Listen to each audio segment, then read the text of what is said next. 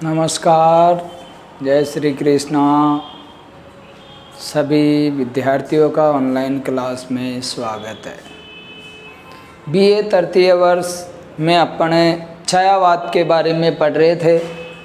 छायावाद की अर्थ, परिभाषा, उसके बारे में अपन ने जाना था। उसके बाद अपन ने छायावादी कवियों के बारे में जानकारी प्राप्त की थी। तो छायावादी कवियों में अपन ने जो 4 प्रमुख कवि थे अपने जयशंकर प्रसाद, सुमित्रानंदन पंत, सूर्यकांत त्रिपाठी निराला और महादेवी वर्मा एकमात्र कवित्री। काव्य के क्षेत्र में कवित्री, प्रथम भारतीय कवित्री जिन्हें ज्ञानपीठ पुरस्कार प्राप्त हुआ, यह भी अपन ने इससे पहले वाली कक्षा में जानकारी प्राप्त की। और छायावादी कवियों में प्रसाद छायावाद के ब्रह्मा थे, पंत छायावाद के विष्णु थे, सूर्यकांत त्रिपाठी छायावाद के महेश थे, महादेवी वर्मा छायावाद की शक्ति, और आधुनिक काल के मीरा भी महादेवी वर्मा को अपन ने कहा था। छायावादी कवियों में निराला एकमात्र ऐसे कवि थे जो तीनों ही काव्य आंदोलनों के पथ प्रदर्शक थे, यानी छायावाद, प्रगतिवाद और प्रयोगवाद। छायावाद की प्रवृत्तियों के बारे में आज अपन पढ़ेंगे, यानी विशेषताएं। वेरी महत्वपूर्ण बिंदु आपके हैं छायावाद की प्रवृत्तियां या विशेषताएं।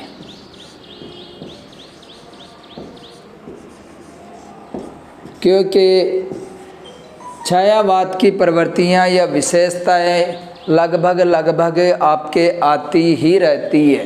छायावादी काव्य में अपन देख सकते हैं जो छायावाद की प्रवृत्तियां हैं, इन प्रवृत्तियों में अपन छायावाद की विशेषताओं के बारे में जानकारी प्राप्त करेंगे। इससे पहले अपन ने भारतेंदु युग की विशेषताएं, द्विवेदी युग की विशेषताएं, किंतु छायावाद की प्रवृत्तियां जो आपके बड़ा प्रश्न 16 नंबर का प्रश्न लगभग हर वर्ष आता ही रहता है, तो आपको छायावादी प्रवृत्तियों में ध्यान रखना है कि छायावाद की विशेषताएं अपने महत्वपूर्ण बिंदु है। छायावाद की जो विशेषताएं हैं, अपने भावगत विशेषताएं और शिल्पगत विशेषताओं के आधार पे 2 पार्टों में अपने छायावाद की विशेषताओं के बारे में जानकारी प्राप्त करेंगे। किंतु इससे पूर्व छायावाद की थोड़ी सी जानकारी अपन और प्राप्त कर सकते हैं, क्योंकि छायावादी कविता में भावगत, शिल्पगत विचार अभिव्यक्त हुए हैं। इसमें एक साथ कविता के कई सोपान अभिव्यक्त हुए हैं और छायावाद की कोई एक निश्चित विशेषता, परिभाषा अपन व्यक्त नहीं कर सकते, क्योंकि छायावाद की विशेषताओं में अलग अलग विशेषताएं अपन ने जो परिभाषाएं थी वो देखी थी। डॉक्टर नगेंद्र ने स्थूल के प्रति सूक्ष्म का विद्रोह छायावाद को कहा था, क्योंकि अलग अलग कवियों के द्वारा अलग अलग, और छायावादी कविता 2 विश्व युद्धों के मध्य की कविता है।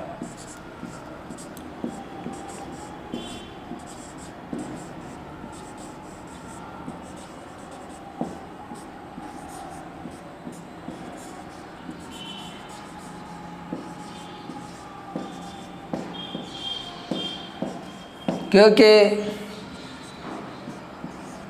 1914 से 18,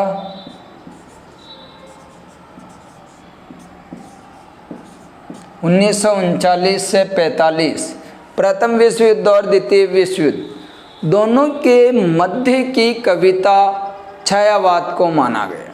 यानी छायावादी विशेषताओं में अपन देख सकते हैं छायावाद का नामकरण मुकुटधर पांडे के द्वारा किया गया था। छायावाद का जो नामकरण है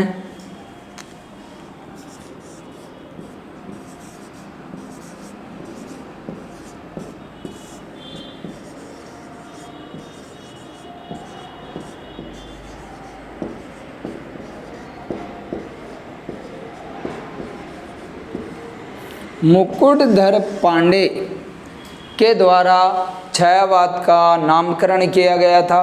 मुकुटधर पांडे ने ही छायावाद की 5 विशेषताएं बताई थी। वो 5 विशेषताएं सामान्य तौर पे अपन देख सकते हैं।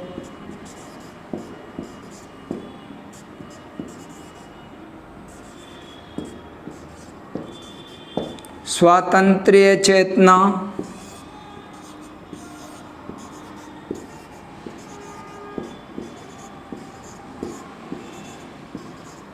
वैयक्तिकता,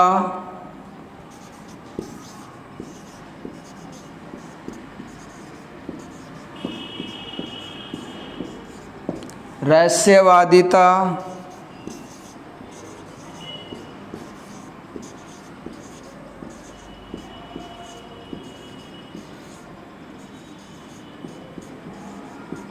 शिल्पगत विशेषता,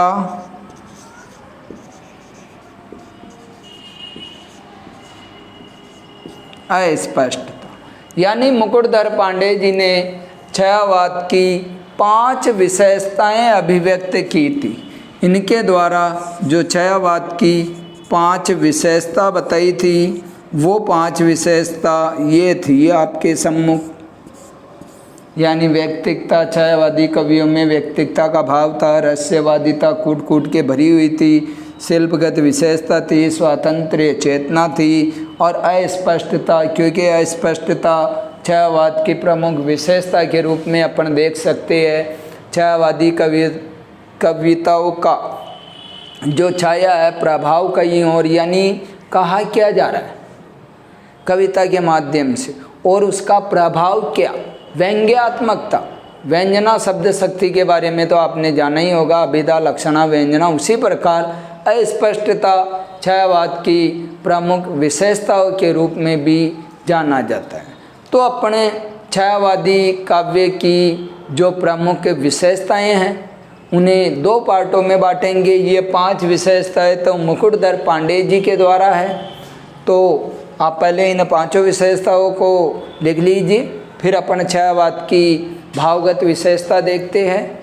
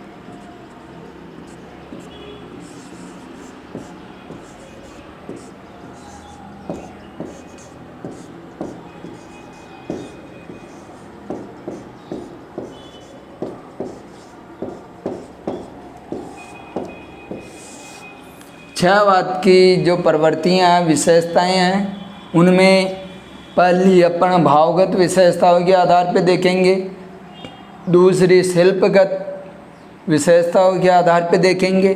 तो भावगत विशेषताओं में पहली विशेषता है वैयक्तिकता।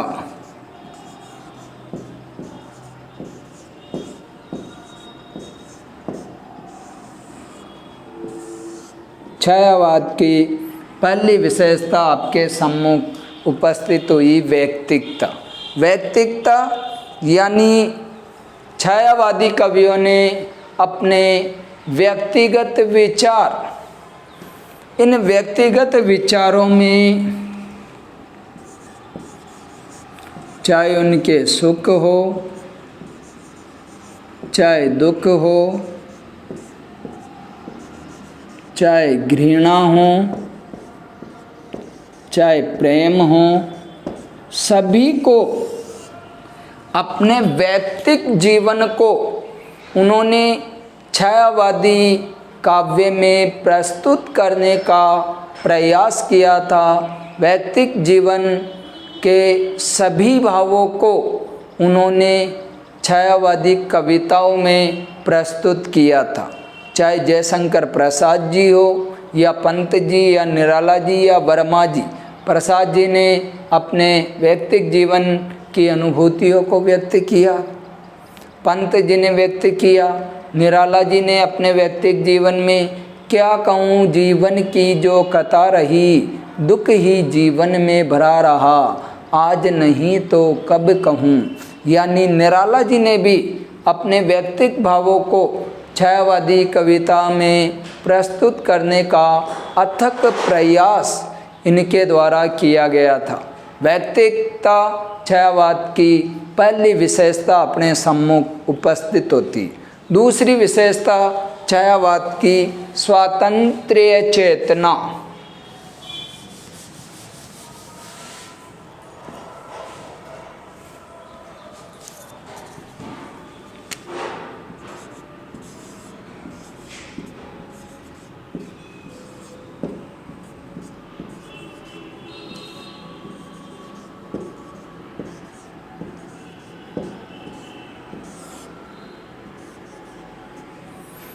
छायावादी काव्य की दूसरी विशेषताओं के रूप में स्वातंत्र्य चेतना प्रमुख है, यानी स्वतंत्रता के प्रति तीव्र अनुभूति छायावादी कवियों में कूट कूट के भरी थी। यहाँ स्वातंत्र्य चेतना से तात्पर्य केवल स्वतंत्रता से ही नहीं लिया उन्होंने, स्वातंत्र्य चेतना से तात्पर्य उन्होंने व्यक्ति की अनुभूतियों में, चाहे समाज सुधार हो, चाहे समाज में जो परिवर्तन है वो हो, चाहे लोगों के सुख दुख हो, इन सभी से उन्होंने स्वातंत्र्य चेतना का गहन संबंध जोड़ा था। स्वतंत्रता अनुभूति परक उन्होंने अपने विचारों को काव्य के क्षेत्र में प्रसारित किया था। तो छायावादी कवियों ने स्वातंत्र्य चेतनाओं में समाज में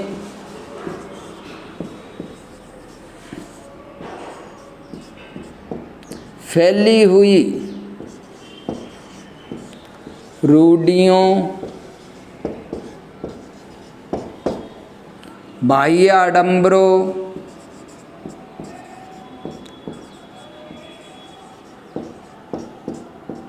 धर्म,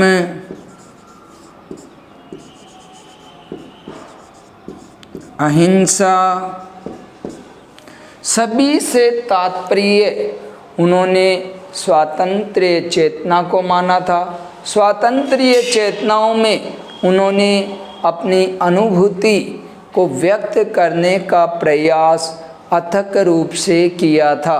स्वातंत्र्य चेतनाओं में इस समय अपन देख सकते हैं भारत में मध्यम वर्ग का उदय हो चुका था, क्योंकि जो ये बिचौलिया कहलाते यानी मध्यम वर्ग से तात्पर्य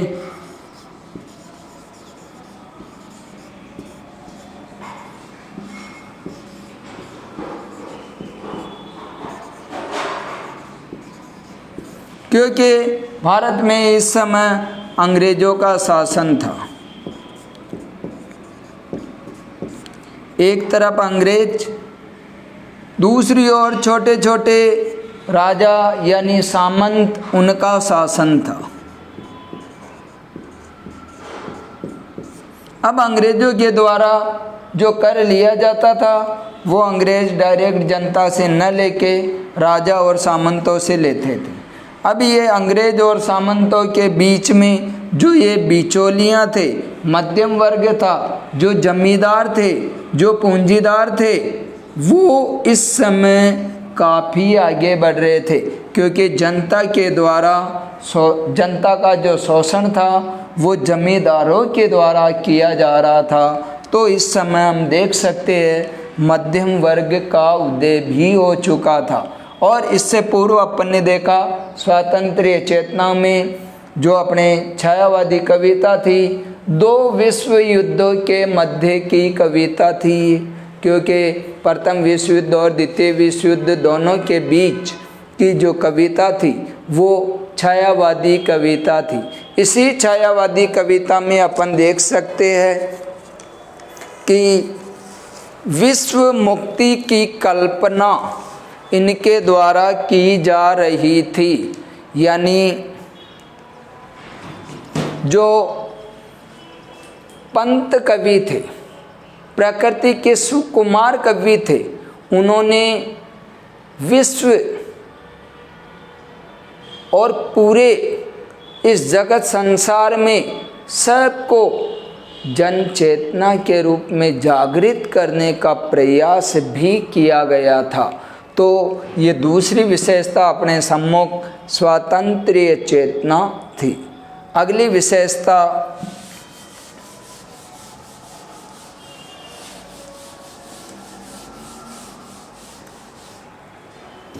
अनुभूति की प्रतिष्ठा।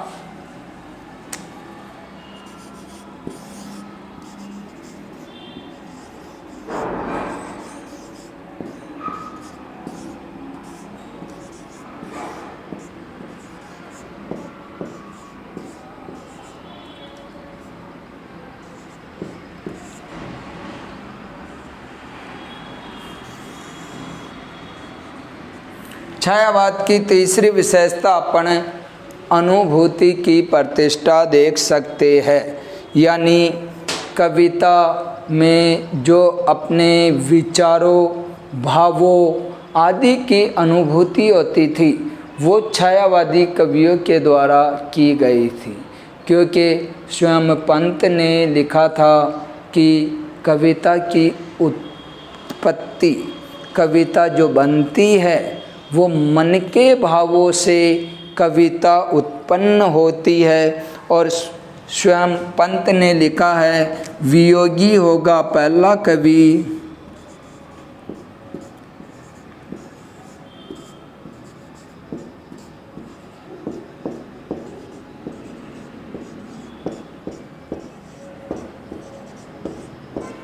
आ से उपजा होगा गान।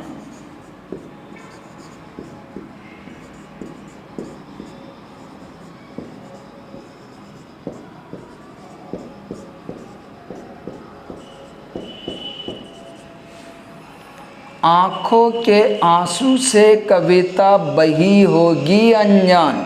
यानी स्वयं पंत जी ने कविता में अनुभूति को महत्व दिया था।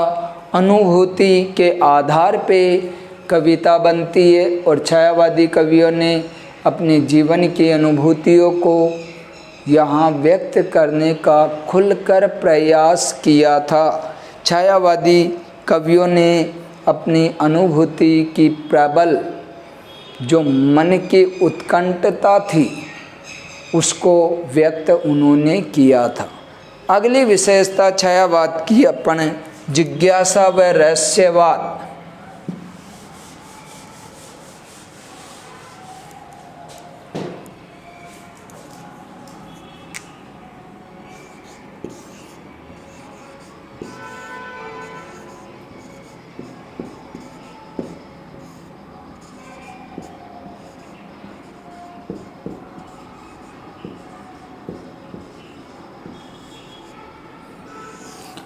वैसे छायावाद को रहस्यवाद भी हम कह सकते हैं, किंतु छायावादी काव्य प्रवृत्तियों की विशेषताओं में अपन देख सकते हैं जिज्ञासा इनकी काव्य रचना में कूट कूट के भरी हुई थी।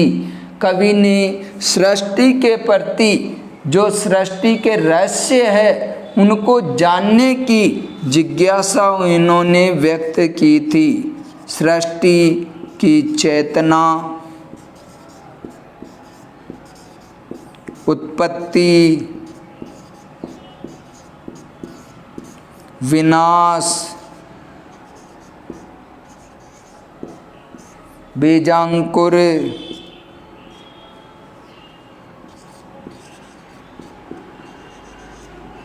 सभी भावों को जानने की जिज्ञासा इनमें कूट कूट के भरी हुई थी। स्वयं प्रसाद जी ने अपनी रचना कामायनी में सृष्टि के उत्पन्न भावों को व्यक्त किया था, क्योंकि प्रसाद के द्वारा रचित महाकाव्य है कामायनी। जो 1935-36 में लिखी गई थी। इस कामायनी के अंदर जो अपने 15 सर्ग है, इसके बारे में अपन ने चर्चा भी की थी। उनमें सृष्टि की रचना आदि के बारे में अपने विचारों को अभिव्यक्त किया था। और पंत भी प्रकृति के सुकुमार कवि थे। पंत ने भी प्रकृति के माध्यम से अपनी जिज्ञासा रहस्यवाद को अभिव्यक्त किया। और रहस्यवादिता के क्षेत्र में महादेवी वर्मा तो रहस्यवाद की बहुत बड़ी कवित्री के रूप में मानी जाती है। मैं नीर भरी दुख की बदरी परिचय, इतना इतिहास यही, मैं उमड़ी थी कल मिट आज चली, क्या पूजन क्या अर्चन रे, उस असीम का सुंदर मंदिर, मेरा लघुतम जीवन रे, मेरी श्वासें करती रहती नित प्रिय का अभिनंदन रे। ये रहस्यवाद ही भरा हुआ था महादेवी वर्मा की कविताओं में। स्वयं डॉक्टर राम कुमार वर्मा ने छायावाद को रहस्यवाद बताया था। तो छायावाद की चौथी जो भावगत विशेषता है, उनमें जिज्ञासा व रहस्यवाद प्रमुख विशेषता के रूप में देखी जा सकती है। अगली विशेषता दुख, वेदना व करुणा।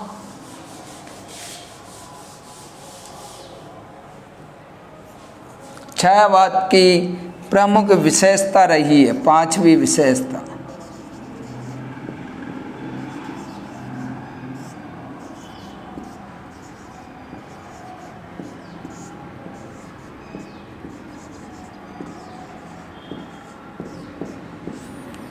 दुख, वेदना व करुणा की अनुभूति।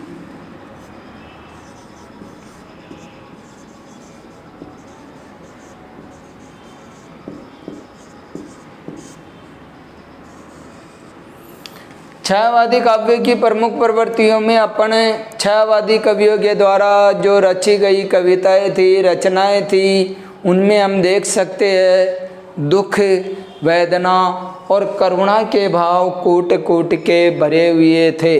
स्वयं निराला ने भिक्षुक कविता में अपनी करुणा को व्यक्त किया था कि वह आता दो टूक कलेजे के करता, पछताता पत पे जाता, पेट पीठ दोनों एक चल रहा लकुटियाँ टेक।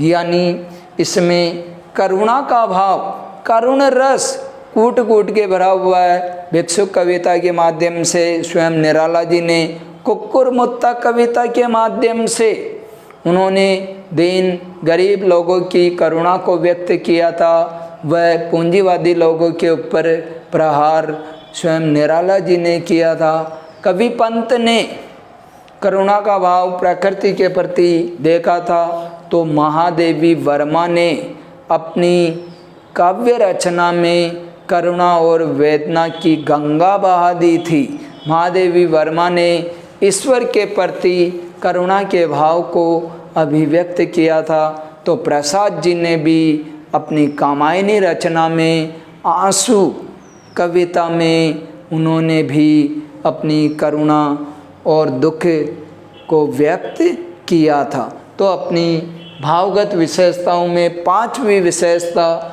दुख, वेदना व करुणा की अनुभूति रही थी। अगली विशेषता अपने देख सकते हैं, छठी विशेषता प्रेमानुभूति।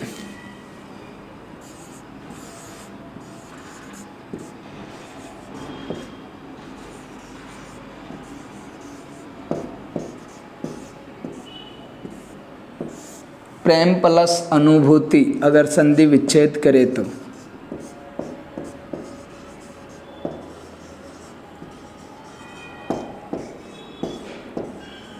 कौन सी संधि है? अ और अ मिलके आ हो रहा है दीर्घ संधि, स्वर संधि, दीर्घ स्वर।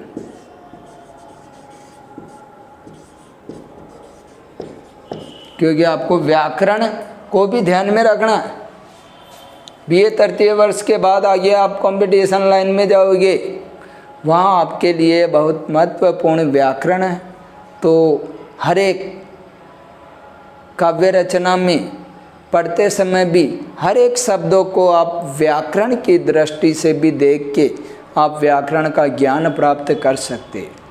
तो छायावादी काव्य की भावगत विशेषताओं में जो प्रेमानुभूति, प्रेम की अनुभूति छायावादी कवियों को हुई है, वो प्रेम की अनुभूति अनेक क्षेत्रों में देखी जा सकती है। चाहे मानवता के प्रति लो, चाहे प्रकृति के प्रति लो, आदि के प्रति प्रेम की अनुभूति, युगल यानी पति पत्नी के प्रति भी उन्होंने प्रेमानुभूति को व्यक्त करने का प्रयास किया तथा प्रेमानुभूति में छायावादी कवियों ने नारी सौंदर्य को व्यक्त करने का प्रयास किया था।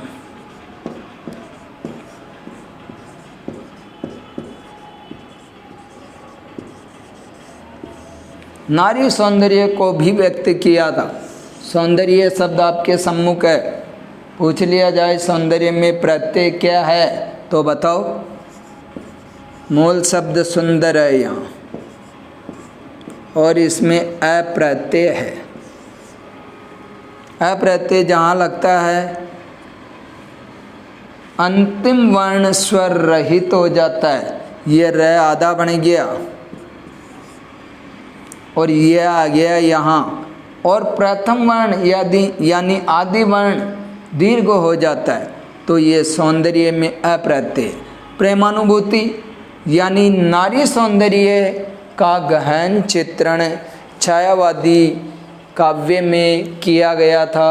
अगर छायावादी काव्य में नारी सौंदर्य व प्रेमानुभूति की बात करें तो वो बहुत ही कूट कूट के भरी हुई है। तो ये छायावादी काव्य में अपने को प्रेमानुभूति छठी विशेषता के रूप में मिलती है। अगली विशेषता है आपके प्रकृति चित्रण, बहुत ही महत्वपूर्ण विशेषता।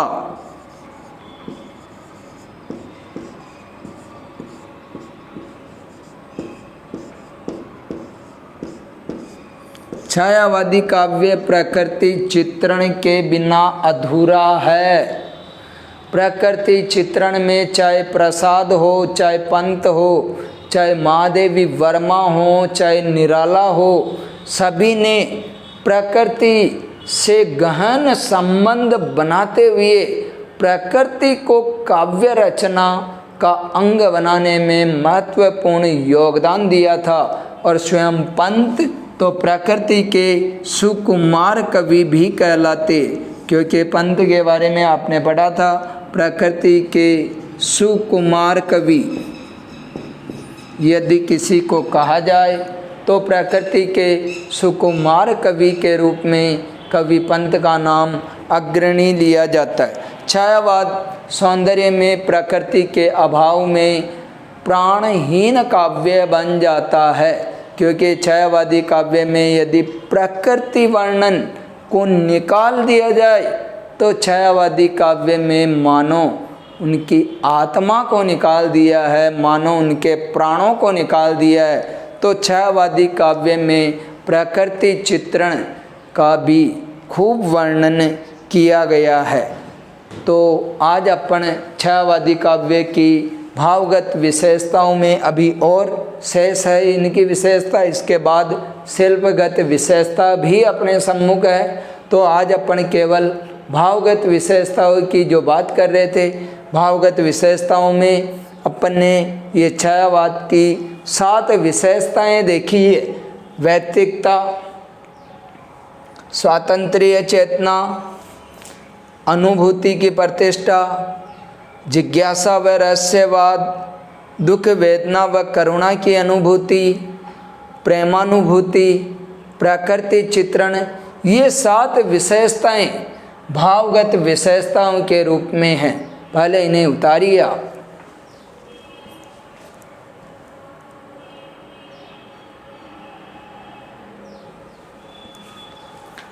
अगली कक्षा में हम जो शिल्पगत विशेषताएं हैं उनके बारे में जानकारी प्राप्त करेंगे। आज यहीं तक। Thank you.